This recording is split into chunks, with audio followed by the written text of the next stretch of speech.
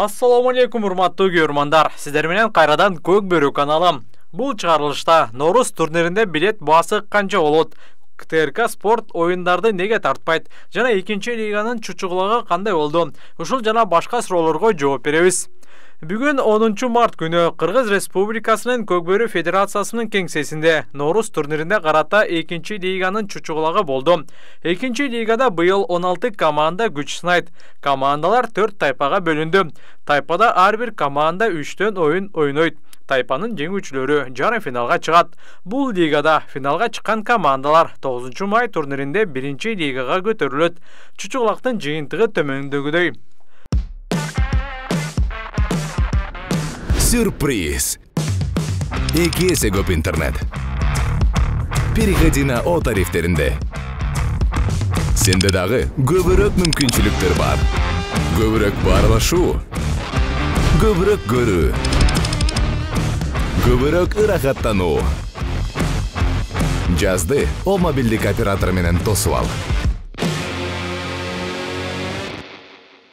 А тайпасы Кара Шорок командасы Ош облусу, Аларча Чүй облусу, Аманат Нарын облусу, Аксы Жалал Абад облусу. Б тайпасында Ички Суу Чүй облусу, Бийиктик Ош облусу, Ак Илбирс Баткен облусу, Жети Дуан 92 Талас облусу.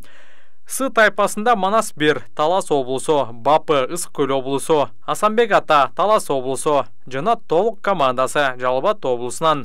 Д тайпасында төмөнкү 4 команда жайгашты. Казарман Жалал Абад облусу, Аракет Жалал Абад облусу, Сары Камыш Жалал Абад облусу жана Талас командасы Талас облусунан. 2-чи лигада быйыл Оштон 2, Чүйдөн 2, Таластан 4, Баткенден 1, Жалал Абадтан 5, Ысык Көлдөн 1, Нарындан 1 команда катышат.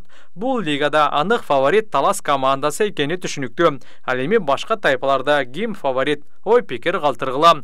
Оюндар Бишкек шаарындагы Ак Кула ат майданында болот. 2-чи лигадагы оюндарга кирүү акысы 500 сом, 1-чи лигага 800 сом. Ал эми жогорку лиганын оюндарын өз көзүм менен көрөм десеңиз 1000 сом төлөп киресиз. Көк Бөрү Федерациясы эмнеге мынча кымбат кылды деген суроого жооп берсек, ипподромду федерация өзү чоң суммага ижрага алганын айтты. Мындан улам эмнеге бул ипподромду шаар мэри бекер бербейт деген суроо жаралат. Акыркы жылдары КТРК спорт телеканалы ар бир турнирде калтырбай түз эфирде көрсөтүп келген. Бирок федерацияга жаңы жетекчилик келгенден кийин оюндар Көк Бөрү KG YouTube каналында болуп келди. Натыйжада федерация өздөрү оюндарды YouTube аркылуу тартат. Ким билет, эгер президентибиз оюндарга барып калса, федерация КТРКга тартууга уруксат берери түшүнүктүү. Сиздер кандай ойлойсуздар? Оюндар КТРК спорт аркылуу көрсөтүлүшү керекпи? Же федерация өзүнүн YouTube каналы аркылуу көрсөткөнү туурабы? Ой пикир калтыргыла. Жогорку лигадан 1-чи лигага түшкөн Бакуат Таласта быйыл өзгөчө жаңылыктар бар. Бул команданын тарыхында 1-чи жолу башка облустан оюнчу кошулду. Ал жигиттин аты Темирлан Шаршенбек уулу. Суусамыр, Акшумкар командаларында Байтур Аргымагы менен оюн көргөзгөн. Былтыр Сарыөзөн командасында БТР менен жекеме-жекеде чыккан. Жаштар арасында республиканын чемпиону Сарыөзөн командасы менен жогорку лигада оюн көргөзгөн. Чүй облусунун Суусамыр өрөөнүнүн Кожомкул айылынан чыккан 2002 жылкы жигит. Ал эми Бакуаттын капитаны Талантбек уулу Таяныч болду. Бакуат Таластын курамында жана ошондой эле Көк Бөрү мектебинин командасында капитандык милдетти аткарган. Бакуаттын толук курамы төмөндөгүдөй.